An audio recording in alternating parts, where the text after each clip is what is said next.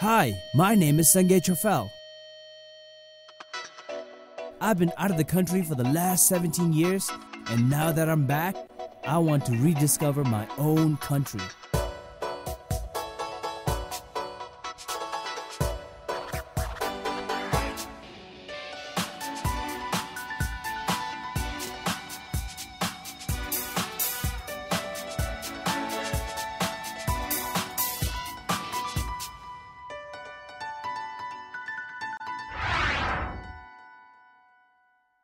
Hello and welcome back to NAZHOEN Express Travelogue. On this episode, we're discovering Trongsa.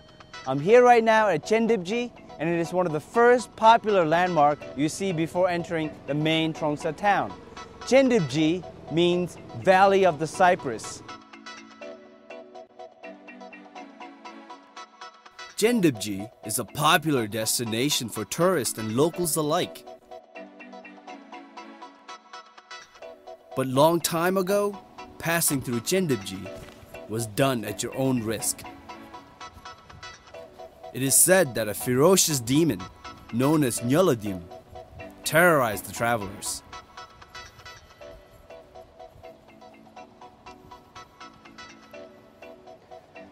Chendipji is just a teaser of what Trongsa has to offer. So let's not waste any time. Off we go to Trongsa.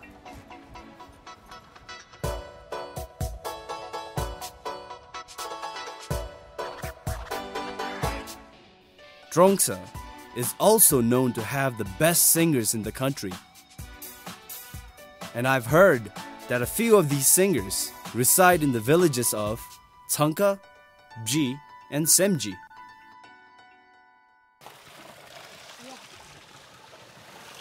So people in Trongsa are usually known to have a really good singing voice. I'm here at Tshering, and if you drink this water, it is said that you'll have a really beautiful voice. So let me try it.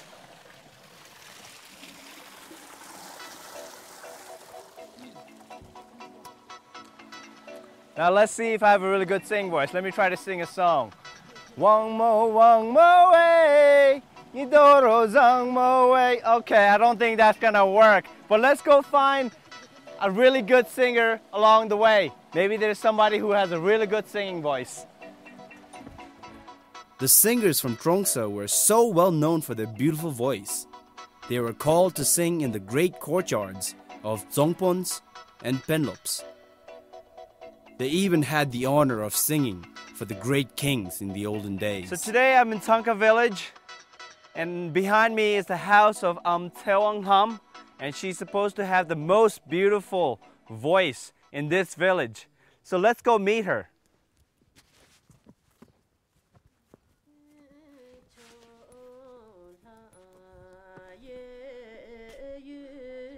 I could already hear her sing. Let's go upstairs.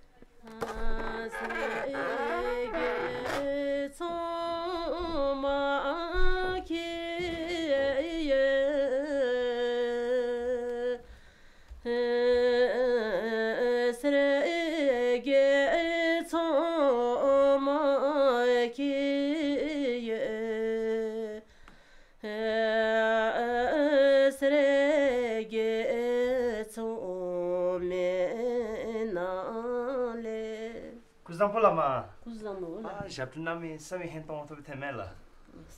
The chapter 10 be teni nam guzuila. Chapter 10 dielo janga chutulura guzila.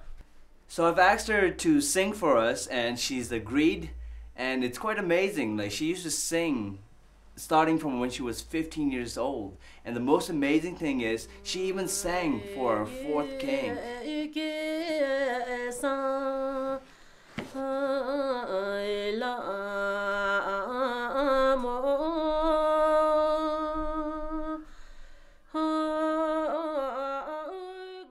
I can't believe that I'm actually listening to her sing songs that were once sung for the great leaders.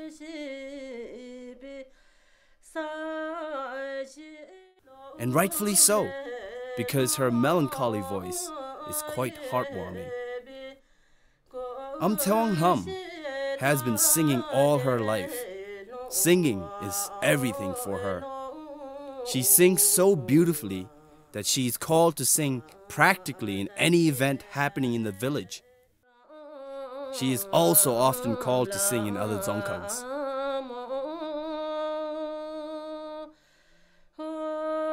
I guess the legend of great singers in Trongsa is true.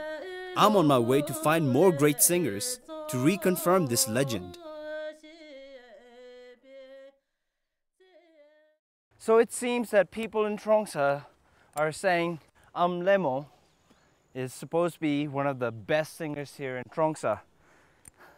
But it's really hard to find where she lives. So I see a house over here, and let me ask whoever's in the house where she lives.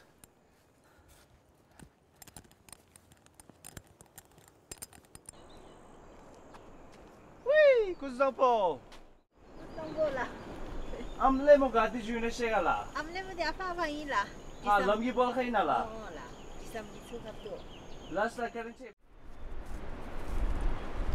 Kuzangpo lama. Kuzangpo la. Han chukuk dega la. The last la amat ke mat ba lakhara tain la. Ila lam halam chi duma la. So this is Lemo and this is Kunzaom, and they're supposed to be one of the best singers in Trongsa. So we're inside Lemo's house and we're having some delicious tea, and this gentleman over here is her father, who happens to be her teacher as well. She learned all of her songs through him. So he apparently is a great master of music. So Lemo is gonna sing us a very, very rare song. It's a song that's not been sung very often, and it's almost fading away. So we have the rare opportunity of listening to this song called Ahotashi Yancha.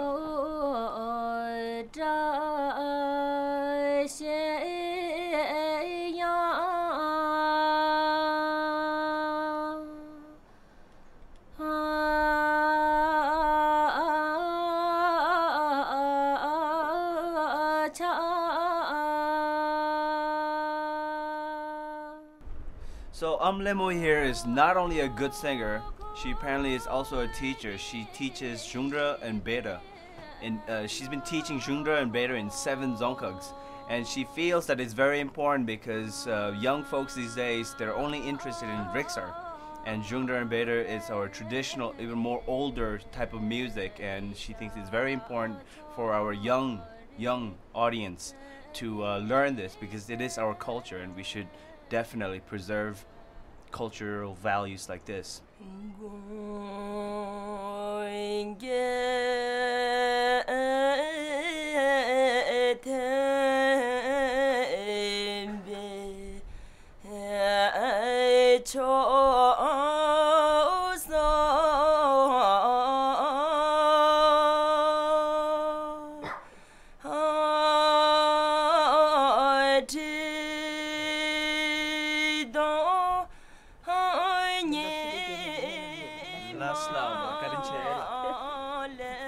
I have just scratched the surface of what Trongsa is all about, and what a grand way to start off my journey. I had the privilege of listening to 3 great singers who might be the last generation remaining singing this kind of unique songs, which are disappearing.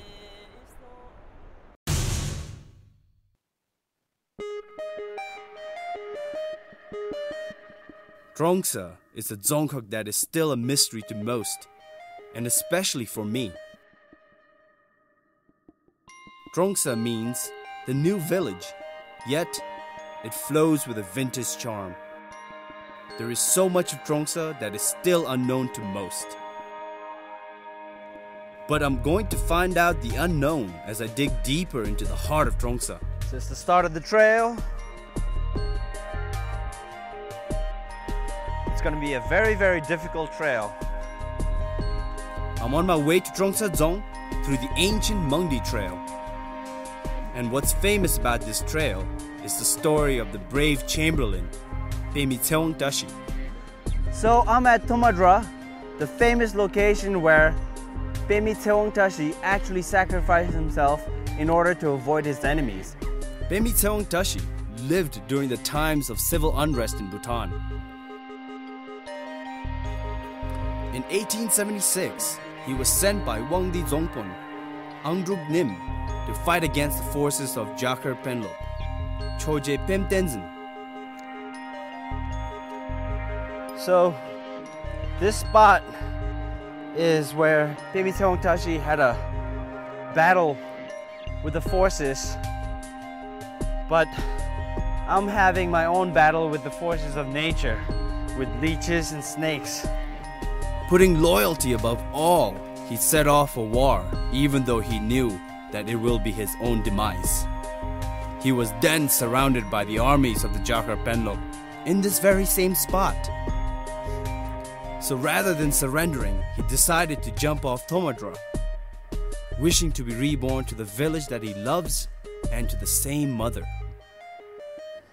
So this is the ancient trail where people from the east comes to go to the west, and likewise from people from the west to the east.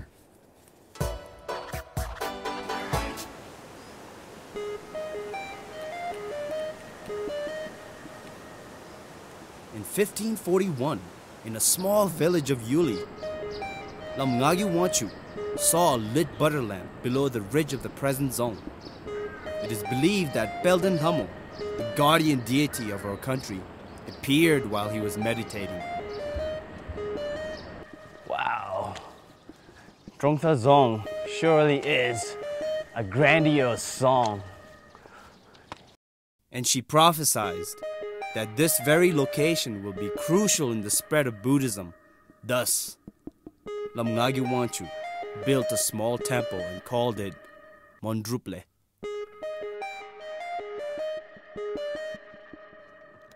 But it was much later, in 1647, that Chogyal Minjur Tempa, the first Trongsa Penlop, built the Dzong.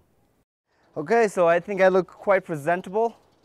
I can't wait to go inside the Dzong, because one cool thing about this Trongsa Dzong is this Dzong was the example architecturally for all the other Dzongs in Bhutan. So let's go in there and check it out. Let's go explore the Dzong.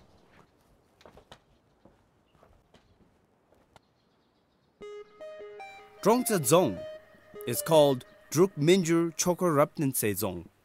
It literally translates to the Dzong on the tip of a dunkar of never-changing country of Druk and everlasting Dharma. Trongsa Dzong is the biggest Dzong in our country. It is so huge that it is divided into 4 courtyards. And it was home to the most powerful Penlop of Bhutan, the Trongsa Penlop. It's quite amazing. During the late 1800s, the most powerful man in the country, Jigme Namgyal, Trongsa Penlop, father of our first king, Ugen Wangchuk, lived in that palace.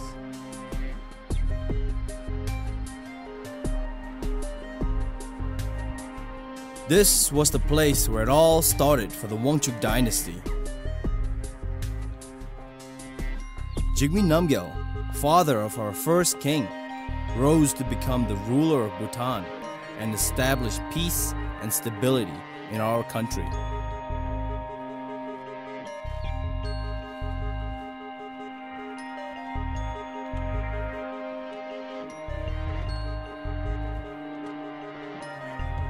The Dzong is also known to be so sacred that it is believed to cleanse any evil spirits just by passing through the Dzong.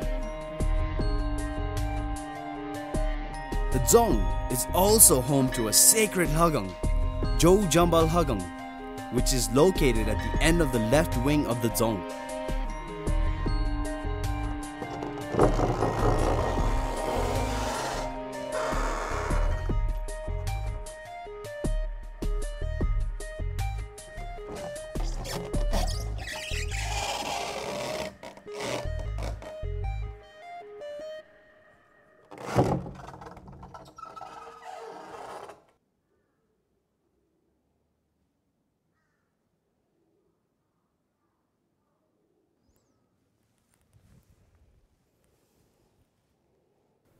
Trongsa Dzong played an integral part in shaping our history, and it is still a major landmark of the country. From the close grasp of Nyaladim to the beautiful voices, I have reached to this historic zone. I wonder what else Trongsa has in store for me.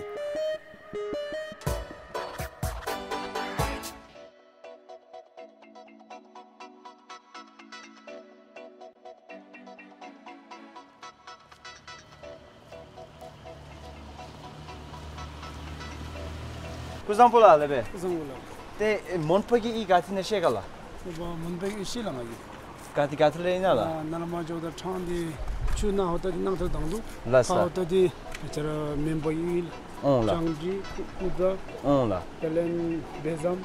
Porme andisuga chupha ko ta kara ansui lagi. Lasla. Te derna ba chap chap di be da lamdi lejmi kala. Ma derna ba asri mawlam di leshmo la tibra asbi Beb de songala. Biongala. Biotela, biotela. Beb de sugar tela. Maybe the Tronsagi Langtel Gionainda. Ile Langtel Giani Gopki Sadi Tongtong Pesla Villa.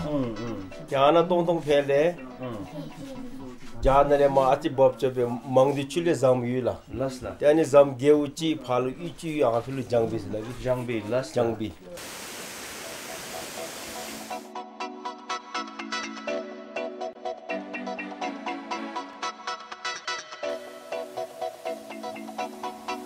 Finally here at Thaye, we had to camp on the side of the road because it's getting late and our porters are going to be here tomorrow morning. So I'll be starting my hike to Jangbi bright and early in the morning.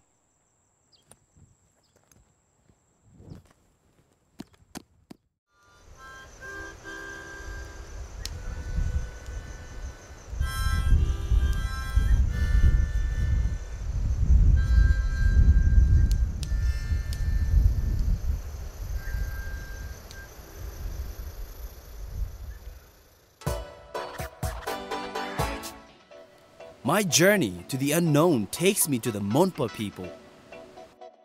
The Monpas are the earliest settlers in Bhutan.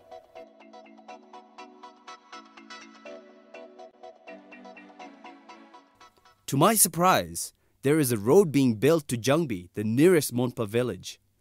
The road is still incomplete, therefore it will take us 3 hours to reach to Jangbi on foot. Little is known about the Monpas. They were nomads who depended completely on nature. I have read that the Monpas believe in Bonism and have their own language called Monka. So, I'm finally here in Jangbi, and the unknown has opened up for me.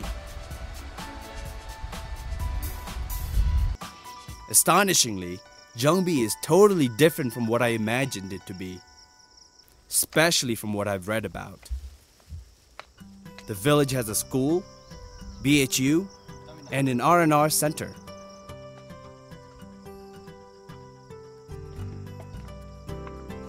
But I would really like to find out about the Monpas, and Leki, a young boy from Jangbi, will tell us more.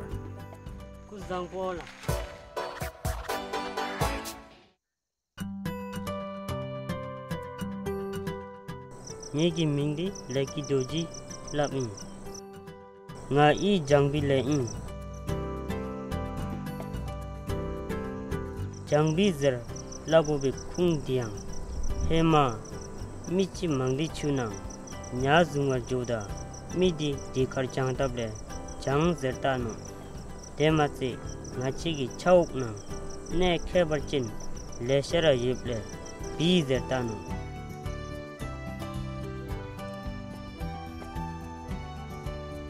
ngachi Jangbi gi chauk na iten sumye iten sumyang Jangbi wangling phumjur zerye ngachi gi isen sum domdalu memba chauk serlapin nyegi I Jangbi zertalu miser marap chirang senam singla peme sansara yepin ngachi memba gi miser su nyemale rajin netanlu tente de Tato ngachi member su naksele tente debi. Chigi ikalu sindegi Sindru ngangla kham passion food gincha girik tisuleshara soniye. Ngagi semgi rigle kashurang khuru senidi in. Kachibe zewachin khurgi semdi ngachere dugal khamnaru. Nyejin kalwa gomsugi sam shanami lamluksel nim sumchidang yongda chingi sem ngomachi bele tente in. Tok khasesai isen na kumpin sumtemichi deno kumpon supemate nga sungdepsu tanilu tuwa bomye kachibe zewachin nga sung havin nekaptu sungdi kachigu shishakte dinoga sungsepsu kachizumra benoga sung havdalu gyalungke konfel tangni tenlu yigusu dithangi lamlukdam laktangi lamluksuyang she sube zershuni nga shile bom jodalu songkalube benegi noksamye dari ngagi cheng disulu zongkagi chetenteni ka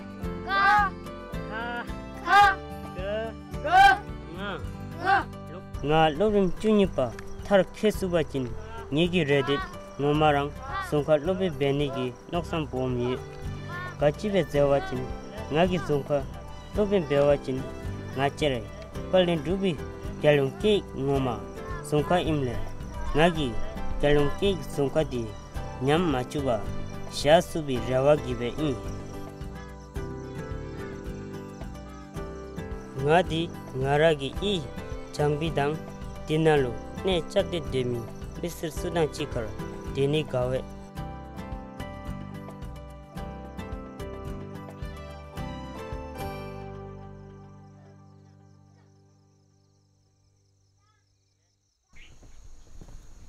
Bye, Lakey. bye. So Lakey is a really cool cat. He's in 8th grade. School is in vacation, and he loves coming back to his village. And I love his village too, because there's bamboo making, they have a traditional white clothing, and they still depend on natural resources within the environment for food and other necessities. It's really cool. I can't wait to go check it out.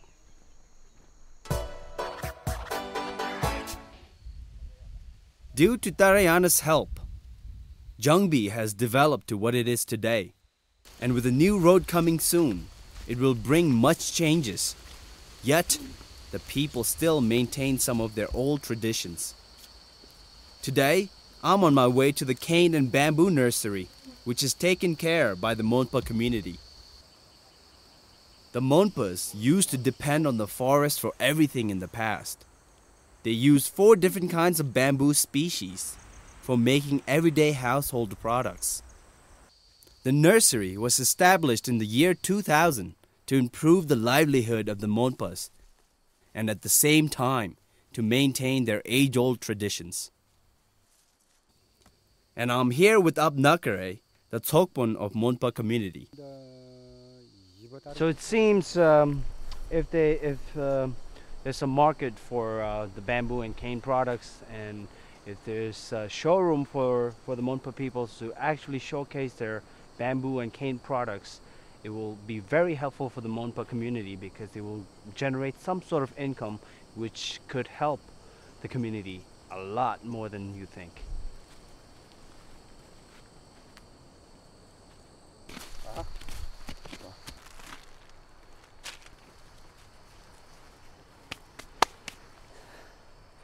So this little sapling here is gonna grow just like the other ones, just needs plenty of water, and this is gonna be a huge bamboo tree, and I wish it good luck.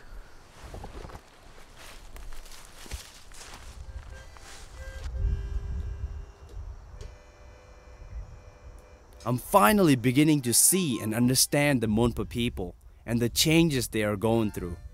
but I want to go further and dig into their mystical past.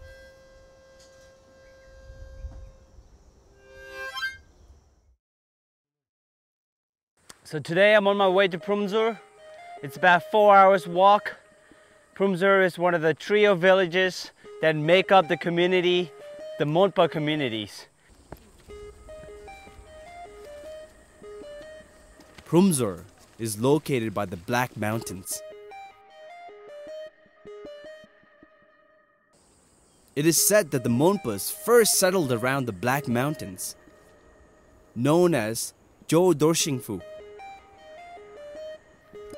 The Monpas considered the mountains to be very sacred, and they still worship the Black Mountains. Myth has it that long time ago, the territorial size of the Monpas stretched as far from Tshering in the south to Nyalakarchung in the north. Unfortunately, a great natural disaster destroyed the Monpas, and it is said that only 2 brothers survived, Tungzaman and Taksaman. Heartbroken, Tungzaman flew to the heavens, but Taksaman stayed behind and re-established the race of Monpas in Trongsa.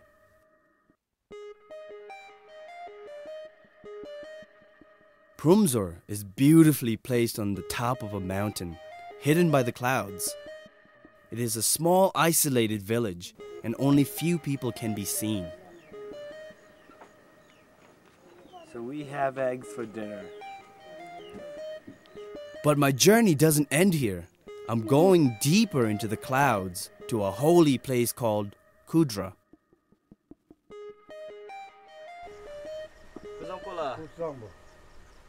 So today I'll be going to Kuda. It's really raining. No surprise, because Trongsa at this time it's always raining.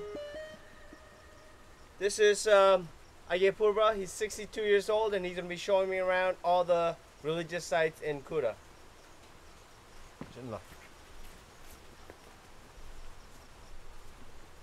During the 7th century, Guru Rinpoche traveled across the Monpa land and brought along the teachings of Buddha. Today, the Monpas are devout Buddhists.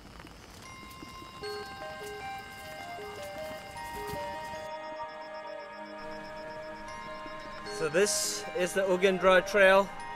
There's a local saying that Nabji Korfu is really beautiful, but they don't want to pass through this trail because it's just a sheer drop down that way, and even the path is just really rocky, slippery, and it's quite dangerous, and it's downhill as well.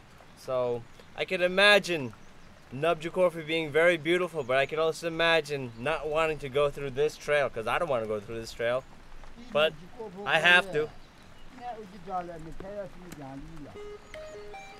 The traces of Guru Rinpoche are spread throughout along the way to Kudra. And without Aye Purba, I would have never noticed these sacred sites.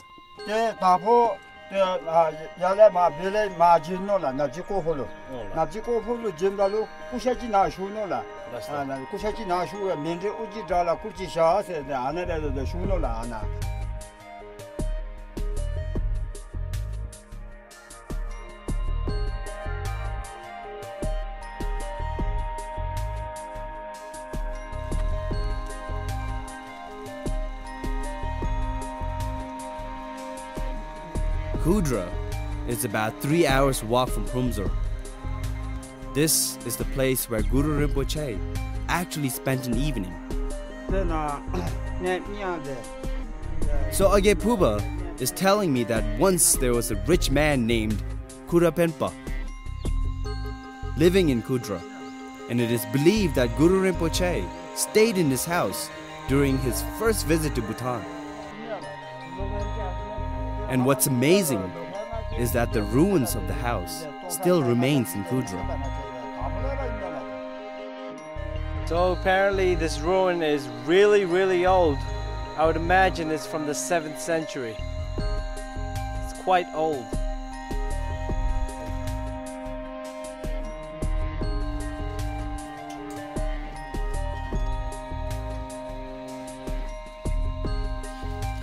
This is one of the places you will probably never get to visit in your lifetime, maybe just only once. So make a really, really, really good wish.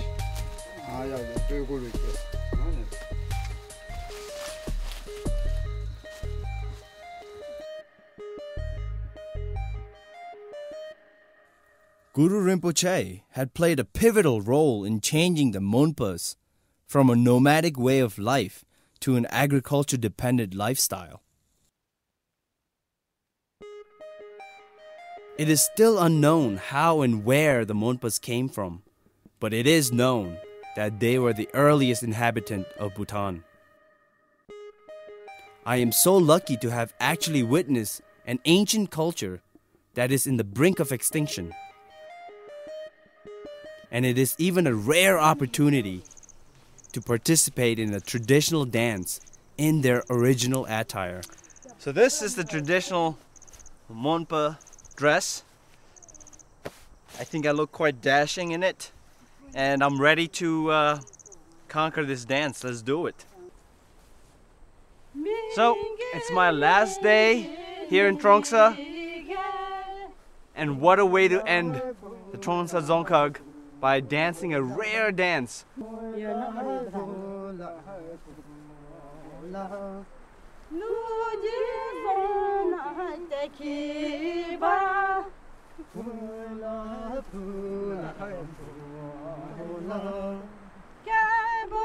Trongsa is a mystical place with an ancient aura. It seems to be always covered with a magical cloud that opens up just for you, revealing the many treasures of a time long, long ago. The serenity of the place is accompanied by sweet voices, whispering age-old traditions in the winds. Exemplary fortresses that stretches towards the sun and shines with the rays of powerful leaders. Trongsa is a place that stands today as a testament to time. It is a world all in its own, where the legends of gods, demons, and men emerged.